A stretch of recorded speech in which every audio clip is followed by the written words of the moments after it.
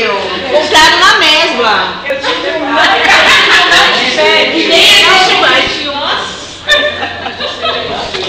que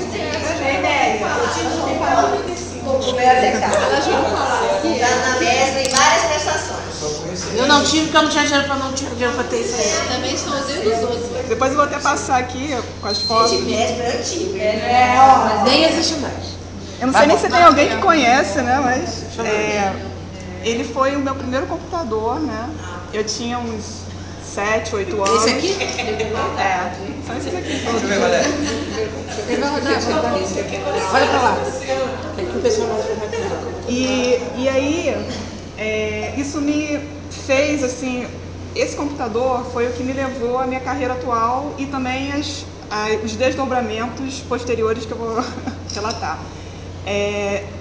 Eu jogava muito nesse computador, então foi o primeiro computador produzido no Brasil, não, primeiro computador brasileiro e pela Prológica.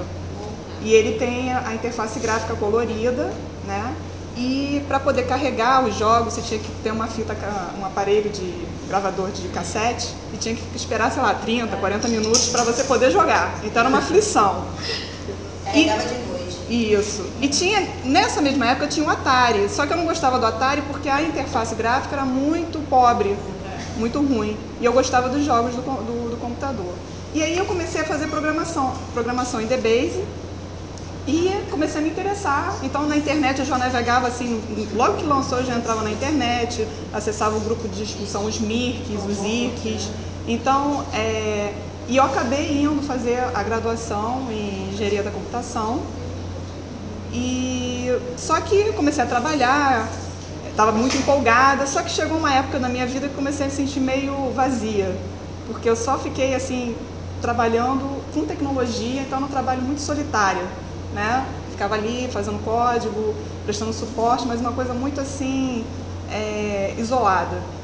E aí eu fui começar a estudar, só que eu queria estudar alguma coisa diferente. Aí um colega meu que fez mestrado em educação, falou, poxa, Tatiana, tá aí um bom curso para você fazer. Eu falei, mas educação não tem nada a ver comigo. Apesar da minha mãe ser professora de música, mas assim, nunca me interessei em ser professora. Para de pensar. Toco piano desde os 4 anos, sou formada em piano. Hoje eu toco piano por hobby, né? Já dei muita audição. Eu tenho uma pianista. A gente não sabia disso aí. A Tiana já está no grupo há um semestre. Ainda tem um computador de bolada aqui.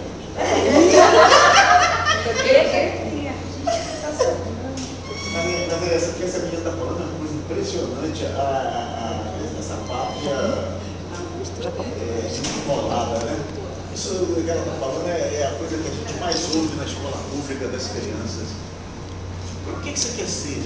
Juíza, Romário, jogador de futebol, não sei o quê. Mas você não quer ser professor, não? De jeito nenhum.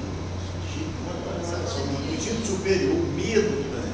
Agora, é um berço acolhedor isso aqui, né? A educação. Você vai perceber que cada um de vocês tem uma profissão, né? Diferente. Né? Eu era não sei uma coisa. Né? Este é o berço acolhedor. Desde e as pessoas se olham para essa cara assim, eu não queria ser professor. Ah, mas deixa o gostinho, ela nem contou pra gente como é que vai ser. Não, veja bem, eu estou pegando o exemplo dela, eu peguei o exemplo dela, porque não é ela, não é uma coisa específica, geral, especificamente né? A loura não, a menina não. É uma ojeriza pela profissão dentro da escola, uma coisa horrorosa. Então assim, poxa, mas é uma profissão boa, você ouviu o Eugênio, né, estável, 2 carros, 4 filhos maravilhosos, não sei o quê, você não acha bom isso? Mas é a propaganda negativa da própria sociedade com relação à profissão. Não, mas o interessante é que minha mãe queria que eu fizesse magistério e eu não queria. Eu não quis. Minha mãe forçava. É isso que eu estou falando. O que está em você, milhões de crianças nesse país que poderia sair do ensino fundamental, começar a ganhar um dinheiro, porque não é tão difícil assim.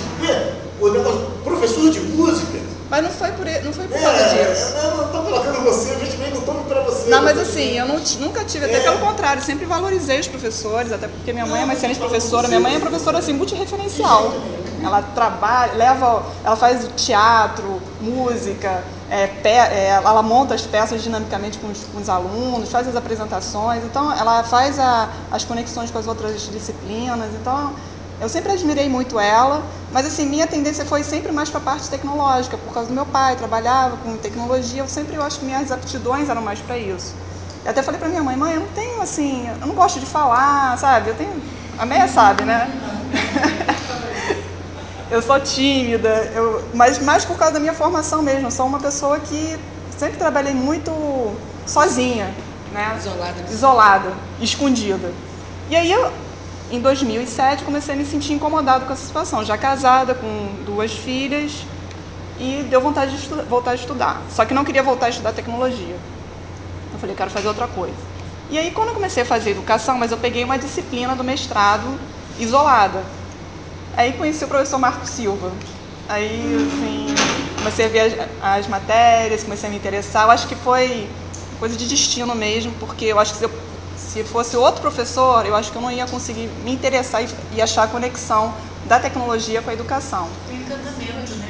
Então, assim, eu falei assim, gente, coisa legal, a parte de pedagogia com os meus conhecimentos técnicos, dá para fazer uma articulação legal. Então, eu comecei a me interessar com isso.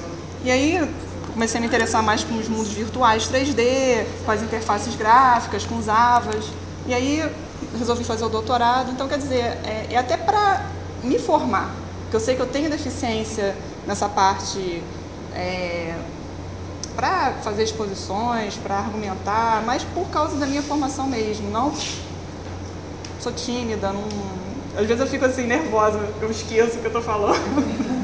Não gosto de ser o centro das atenções. Às vezes até se não tiver nada assim me filmando, eu até saio bem. É tímida igual a mim. A Marta foi filmar bem de perto. Igual a mim, né? Tímida igual a mim, né? Igualzinho. Então me inibe, câmeras, palco, eu parei de tocar piano, assim, por causa disso. Vocês juntas vão estar bastante coladas no ano que vem, aqui nos cotidianos. Eu ia dar as audições, eu ia tremendo, com medo de tocar e errar. E eu tocava, assim, tranquilamente, mas só pelo fato de ter várias pessoas me olhando já me inibia. Então, quer dizer, é uma coisa assim complicada. O Edgar Morin, no livro Ciência com Consciência, tem um conceito que eu adoro, já falei aqui algumas vezes, que é a noção de imprinting. Ele vai dizer que o social deixa marcas nos nossos corpos e na nossa existência, né? Mas o próprio social tem capacidade de neutralizar essas marcas, né? Então, Tati, por exemplo, você agora está falando...